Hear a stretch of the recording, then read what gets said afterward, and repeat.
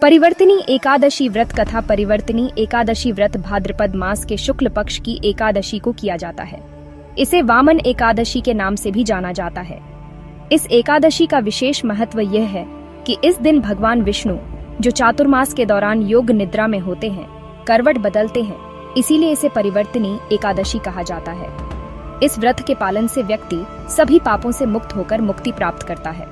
इस एकादशी के केवल महात्म्य श्रवण करने से ही व्यक्ति सभी पापों से मुक्त हो जाता है। वाजपेय यज्ञ करने से भी अधिक फल इस व्रत के पालन से प्राप्त होता है। इस एकादशी को जयंती एकादशी भी कहते हैं। इस दिन भगवान वामनदेव की उपासना करनी चाहिए, जिससे व्यक्ति को आध्यात्मिक जगत की प्राप्ति होती है। इस एकादशी के दिन भगवान मधुसूदन अपने बाएं से दाएं करवट लेते हैं, इसीलिए इस एकादशी को पार्श्व परिवर्तिनी एकादशी कहा जाता है। युधिष्ठिर महाराज ने पूछा, हे जनार्दन, मेरे कुछ प्रश्नों का समाधान करें। हे देव देवेश्वर, आप कैसे सोते हैं? किस प्रकार से करवट बदलते हैं? चातुर्मास्य का पालन किस प्रकार से करना चाहिए? आपकी निद्रा के समय दूसरे लोग क्या करते हैं? आप बलि महाराज को बंधन में क्यों रखते हैं? हे स्वामी, मेरी ये सारी शंकाएं आप कृपया दूर कीजिए। भगवान श्री कृष्ण ने कहा, त्रेता युग में दैत्य कुल में जन्मा बलि नामक मेरा एक भक्त था। अपने परिवार के साथ वो मेरी पूजा अर्चना करता था। उसने ब्राह्मणों की पूजा और अनेक यज्ञ भी किए थे, जिससे वो इतना शक्तिशाली बन गया कि उसने इंद्र को पराजित किया और स्वर्ग का राजा बन गया।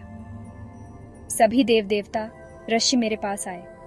उनके कल्याण के लिए मैंने वामनावतार लिया और राजा बलि जहां पर यज्ञ कर रहा था वहां पहुंचा।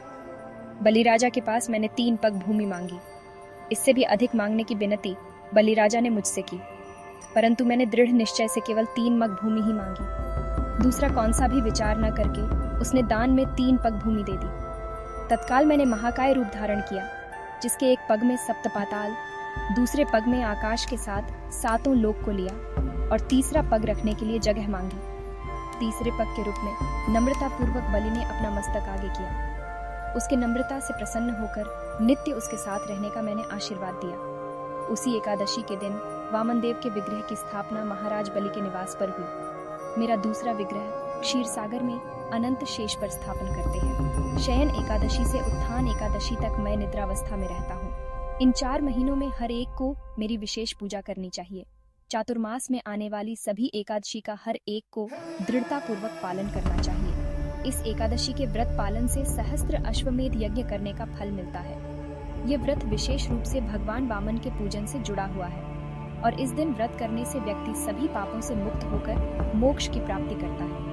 इस व्रत का महत्व और कथा ब्रह्म वैवर्त पुराण में भगवान श्री कृष्ण और महाराज युधिष्ठिर के संवाद के रूप में मिलती है। एकादशी भगवान विष्णु के शरीर से प्रकट हुई देवी हैं, जिनके नाम पर एकादशी व्रत रखा जाता है। माह में 2 बार एकादशी का व्रत किया जाता है। इसके प्रताप से व्यक्ति को अंतिम समय में कष्ट नहीं भोगना पड़ता और वह मृत्यु के बाद मोक्ष को प्राप्त होता है। सितंबर 2025 में एकादशी परिवर्तिनी एकादशी 2025 3 सितंबर को परिवर्तिनी एकादशी व्रत किया जाएगा।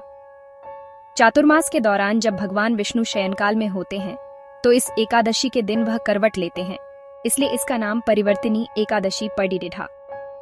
तिथि भाद्रपद शुक्ल एकादशी। तिथि 3 सितंबर सुबह 3:53 से शुरू होगी और अगले दिन 4 सितंबर को सुबह 4:21 तक रहेगी। मुहूर्त सुबह 6:00 से सुबह 9:10 तक। पूजा का मुहूर्त व्रत पारण समय दोपहर 1:36, शाम 4:07। 4 सितंबर महत्व। इस दिन भगवान विष्णु की पूजा अर्चना और दान पुण्य करने से घर में धन धान्य की वृद्धि होती है और आर्थिक कष्ट दूर होते हैं। पौराणिक ग्रंथों के सतयुग में अगहन मास की उत्पन्ना एकादशी की कहानी के अनुसार मुर नाम का एक दैत्य था, जिसने इंद्र और अन्य देवताओं को पराजित कर देवलोक से निकाल दिया।